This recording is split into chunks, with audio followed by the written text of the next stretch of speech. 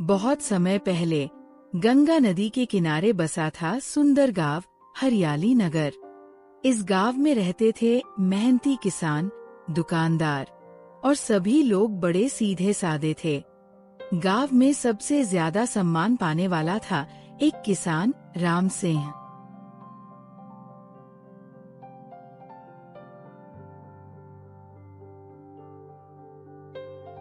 सुमित्रा, देखो कितनी अच्छी फसल हुई है इस साल।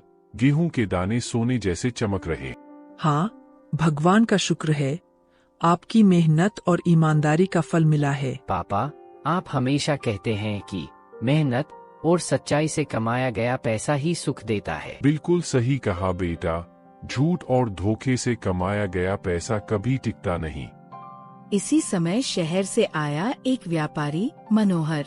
उसके पास बहुत पैसा था, लेकिन वो धोखेबाज और लालची था। वह हमेशा लोगों को धोखा देकर अपना फायदा करता था। नमस्कार भाइयों, मैं दूसरे गांव से आया हूं। मनोहर अग्रवाल है मेरा नाम। सुना है आपके गांव में बहुत अच्छी फसल होती है। हाँ साहब, हमारे यहाँ की फसल बहुत अच्छी होती है।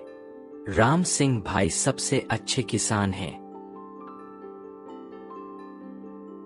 मनोहर गांव घूमते घूमते राम सिंह के खेत तक पहुंच जाता है। तो आप है राम सिंह जी, आपकी बहुत तारीफ सुनी है। नमस्कार साहब, आइए बैठिए। क्या सेवा कर सकते हैं आपकी?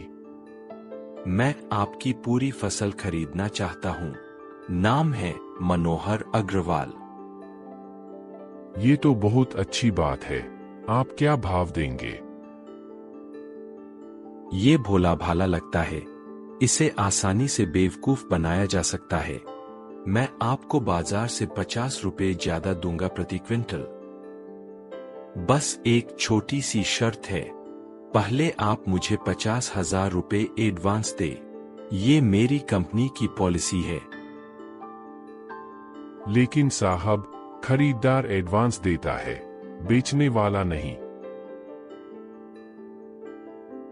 अरे भाई, आप गांव के लोग हैं, शहर के तरीके नहीं जानते। बड़े व्यापार में यही होता है। मैं आपकी फसल का इंश्योरेंस भी करवाऊंगा। हाँ, अगर इंश्योरेंस हो जाए तो अच्छा है, लेकिन 50,000 रुपए तो बहुत ज्यादा है। ठीक है, आप जितना दे सके। 25,000 रुपए ही सही। ठीक है, मैं पहले अपने घर पर बात करके आपको बताता हूँ। राम सिंह अपने घर की ओर चल देता है।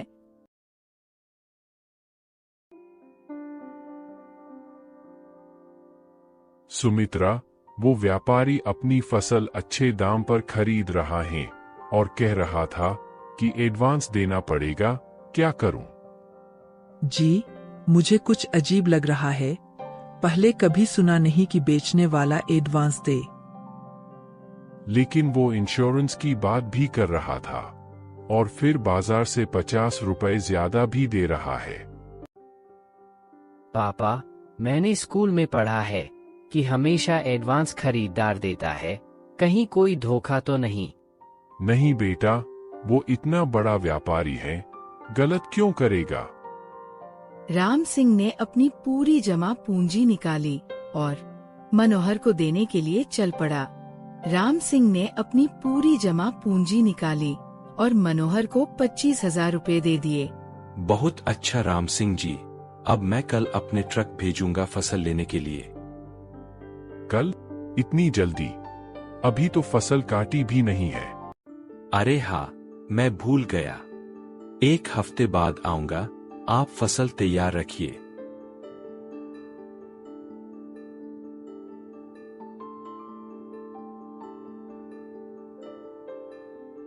राम सिंह भाई, वो व्यापारी चला गया।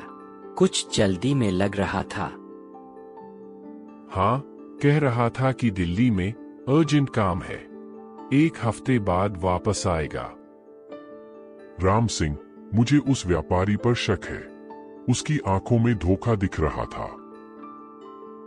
पंडित जी, आप व्यर्थ की चिंता करते हैं। वो इतना बड़ा व्यापारी है। दिन बीतते गए, लेकिन मनोहर का कोई पता नहीं चला। राम सिंह हर रोज रास्ता देखता रहता। 1 हफ्ता, 2 हफ्ते, महीना बीत गया। राम सिंह परेशान दिखते हुए फसल भी खराब होने लगती है।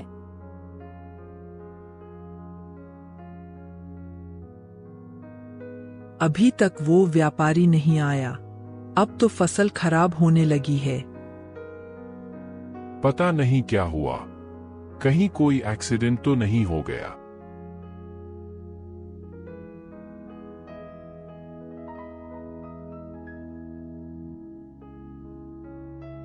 राम सिंह दूसरे व्यापारियों से मिलते हुए, राम सिंह भाई, आप कह रहे हैं कि मनोहर अग्रवाल नाम का व्यापारी दिल्ली में कोई ऐसा व्यापारी नहीं है। क्या मतलब?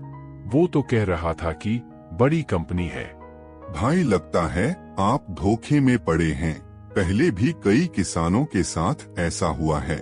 मतलब मेरे 25,000 रुपए? वो पैसे तो गए, ये लोग इधर उधर भटकते रहते हैं और लोगों को बेवकूफ बनाते हैं। राम सिंह उदास होकर घर लौटते हुए, सुमित्रा, हमारे साथ धोखा हुआ है।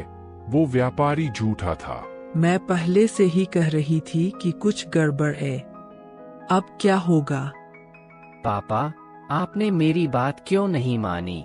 मैं कह रहा था कि कुछ तो गलत है। मैं बहुत भोला था बेटा, लालच में पड़ गया। गांव में हलचल मची।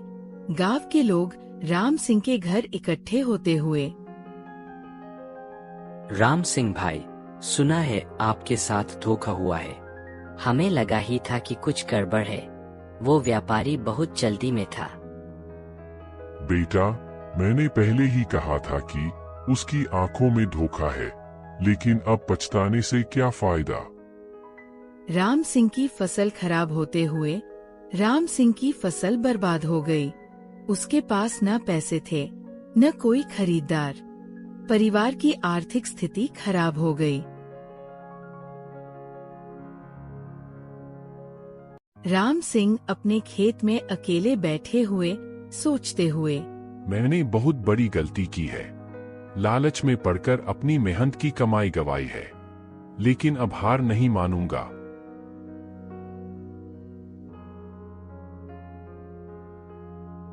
पापा, आप परेशान मत होइए। मैं पढ़ाई छोड़कर आपकी मदद करूंगा। नहीं बेटा, तुम पढ़ाई जारी रखो। मैं फिर से मेहनत करूंगा। इस बार कोई गलती नहीं करूंगा। राम सिंह सुबह से शाम तक काम करते हुए राम सिंह ने फिर से कड़ी मेहनत शुरू की। इस बार वो और भी सावधान था। किसी भी अनजान व्यक्ति पर भरोसा नहीं करता था। इस बार मैं केवल विश्वसनीय व्यापारियों से ही डील करूंगा। पहले पूरी जांच परख करूंगा। नई फसल लहलहाते हुए राम सिंह खुश दिखते हुए राम सिंह की मेहनत रंग लाई। नई फसल पहले से भी अच्छी हुई। इस बार वह बहुत सावधानी से व्यापार करने का फैसला किया। राम सिंह विश्वसनीय व्यापारी से मिलते हुए, राम सिंह जी, आपकी फसल बहुत अच्छी है। हम आपको सही दाम देंगे। पहले मैं आपके बारे में पूरी जानकारी लूंगा, फिर डील करूंगा। बिल्कुल सही कह रहे हैं। यहाँ मेरे सभी डॉक्यूमेंट्स हैं, आप जांच लीजिए। राम सिंह सभी डॉक्यूमेंट्स जांच करके डील करके वापस आता है। और तभी मनोहर भी गांव में वापस आता है। राम सिंह जी, मैं वापस आया हूँ। मुझे माफ कर दीजिए। तुम्हारी हिम्मत कैसे हुई यहाँ वापस आने की? भाई, मैं बहुत पछता रहा हूँ। मेरे साथ बहुत बुरा हुआ है। अरे धोखेबाज, तूने राम सिंह भाई को बर्बाद कर दिया था। मैंने कई लोगों को धोखा दिया था, लेकिन अब मेरे साथ भी वैसा ही हुआ है। मेरे साझीदार ने मुझे धोखा दिया, मेरा सब पैसा ले गया। तुम्हारे साथ जो हुआ वो तुम्हारी करनी का फल है। मैं जानता हूँ। मैं आपको आपके पैसे वापस करना चाहता हूँ।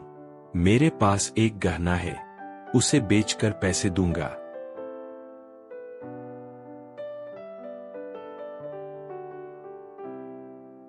सुनिए, इसकी हालत देखिए। शायद सच में पछता रहा है। मैं जानता हूं कि इसने मुझे धोखा दिया है, लेकिन अगर मैं इसे माफ नहीं करूंगा तो मेरे और इसमें क्या फर्क रहेगा? मेरे पिता कहते थे, बुराई का बदला बुराई से नहीं, अच्छाई से लेना चाहिए। शायद इसे एक मौका देना चाहिए। मैं तुम्हें माफ करता हूं, लेकिन एक शर्त है। आप मुझे माफ कर रहे हैं, कोई भी शर्त मंजूर है। तुम्हें वादा करना होगा कि अब कभी किसी को धोखा नहीं दोगे, और जो लोगों को धोखा दिया है उन सबसे माफी मांगनी होगी। मैं वादा करता हूँ, मैं अपनी जिंदगी बदल दूंगा। राम सिंह भाई, आपने बहुत अच्छा किया। ये हमारी संस्कृति है। राम सिंह, तुमने धर्म का पालन किया है। भगवान तुम्हारा भला करेगा। मनोहर ने गांव में ही रहने का फैसला किया। उसने एक छोटी दुकान खोली और ईमानदारी से व्यापार करना शुरू किया। भाई साहब, ये चावल बिल्कुल शुद्ध है। मैं अब कभी मिलावट नहीं करता। वाह मनोहर भाई, आपके यहाँ से सामान लेने में अब डर नहीं लगता। भाई, झूठ और धोखे से जो कमाई होती है वो टिकती नहीं। अब मैं सच्चाई से काम करता हूँ। समय बीतता गया। राम सिंह की मेहनत और ईमानदारी का फल मिला। उसकी खेती फिर से फल फूल रही थी। राम सिंह और मनोहर मिलकर गांव के विकास की योजना बनाते हुए। मनोहर, तुम्हारे व्यापारिक अनुभव से हम गांव के लोगों को बेहतर व्यापार सिखा सकते हैं। जी हाँ, मैं सभी को सिखाऊंगा कि कैसे ईमानदारी से व्यापार करके अच्छा फायदा कमाया जा सकता है। गांव में एक नया व्यापारी आते हुए, लेकिन इस बार सब सावधान। मैं मुंबई से आया हूँ, आपकी फसल खरीदना चाहता हूँ। पहले आप अपने डॉक्यूमेंट्स दिखाइए। डॉक्यूमेंट्स? अरे भाई, मैं तो सिर्फ फसल खरीदने आया हूँ। भाई साहब, हमें आपकी पूरी जानकारी चाहिए। हम अब बहुत सावधान हैं। आप कहां से आए हैं? आपकी कंपनी का नाम क्या है? मैं अकेला व्यापारी हूँ, कोई बड़ी कंपनी नहीं है। लेकिन आप इतनी बड़ी मात्रा में फसल क्यों खरीदना चाहते हैं? मैं दूसरे शहरों में बेचता हूँ। रुकिए, मैं इसे जानता हूँ।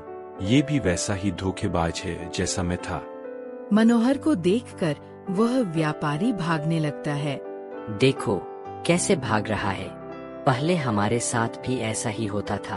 अब कोई भी धोखेबाज हमारे गांव के लोगों को बेवकूफ नहीं बना सकता। कुछ समय बाद राम सिंह और मनोहर ने मिलकर एक ट्रेनिंग सेंटर खोला। यहाँ लोग सीखते थे कि कैसे सुरक्षित व्यापार करें, कैसे धोखेबाजों को पहचानें। राम सिंह और मनोहर की समझदारी से अब गांव में कोई भी धोखेबाज व्यापारी नहीं आता था। सच्चाई, मेहनत और माफी, ये 3 गुण जीवन को सफल बनाते हैं।